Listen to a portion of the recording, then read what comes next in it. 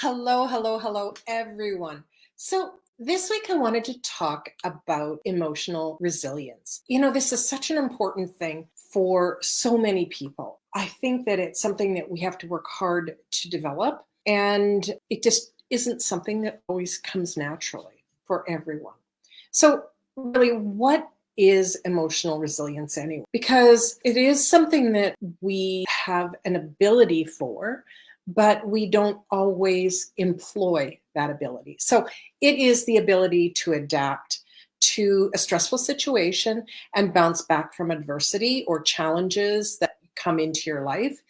And it allows you to cope with life's ups and downs, rather than being actually defined by them. So let's just take a moment to understand a little bit about emotional resilience. They're deeply rooted in our past, and it's things that we have had come up as emotion over and over again, and we've never really dealt with it. So it's things that have happened through our experiences, through our beliefs, even childhood conditioning or childhood trauma. These are things that are actually how they've developed.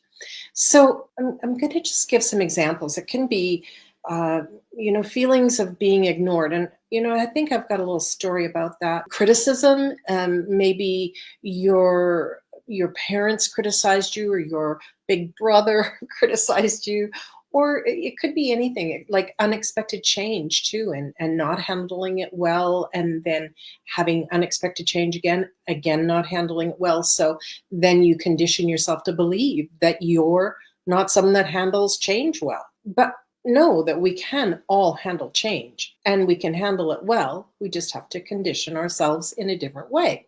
So I just thought I would give this whole context of the feeling ignored, because I just heard of a little story of a girlfriends that were out, and let's say, for example, girls go out after work for maybe some wine, maybe some cocktails, and two of them end up getting off of work early and one does not. So even though they let the other one know that they're going to go and show up early at the lounge or bar or wherever they were going to meet, the restaurant, the other girl just couldn't get off. So she's showing up at the regular time. But all of a sudden, she's feeling ignored. She's feeling left out. And maybe her emotional response isn't quite what it should be. Maybe she gets angry.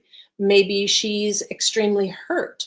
Now here's two friends meeting without her. Some people hold that anger in and they'll, express it for days, weeks even. This is a true story. This just happened for friends of mine. But how could she have maybe handled it different? And that's something to think about. This is something that if you sort of think about other situations, it might help you if that's a trigger that you might have. And if you sort of think of that situation in a way that if it were you, what would you have done to handle it better? Here's even a personal one from me.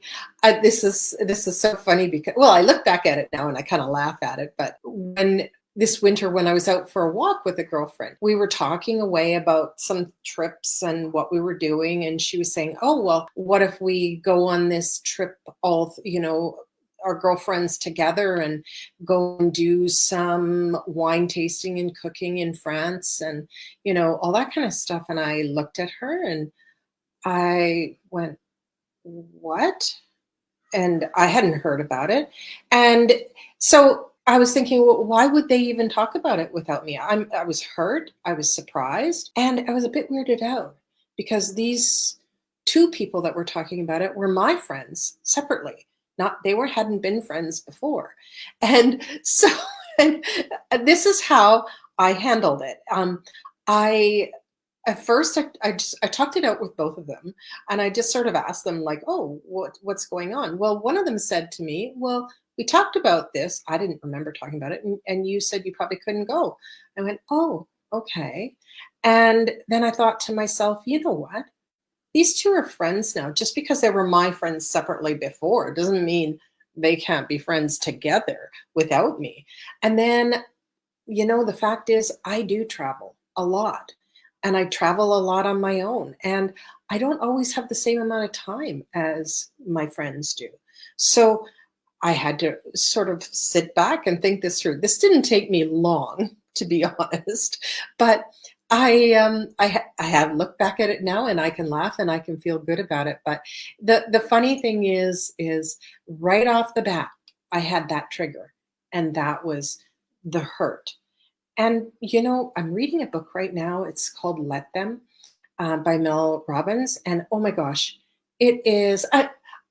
Hadn't been reading it back then when this had happened, but if I had, and you can read this book yourself, I would have said, let them and let me, because let me is all about making that choice yourself on how you're going to handle it.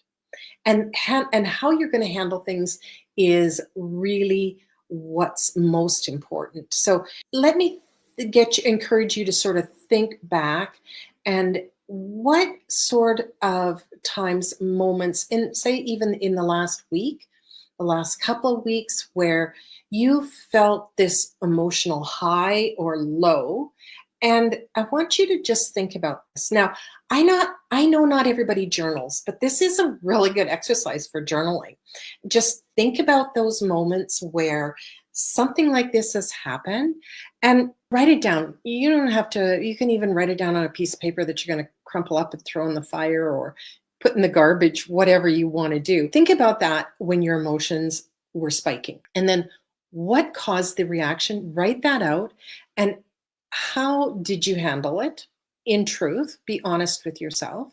And then how could you have handled it differently next time? This is a really good exercise for us in, recognizing, because really that's always the first step in everything we do, is recognition. We have to know that we can do better. And if that's something that you've recognized in yourself, that you thought, I could have done better in that situation, let's think it through.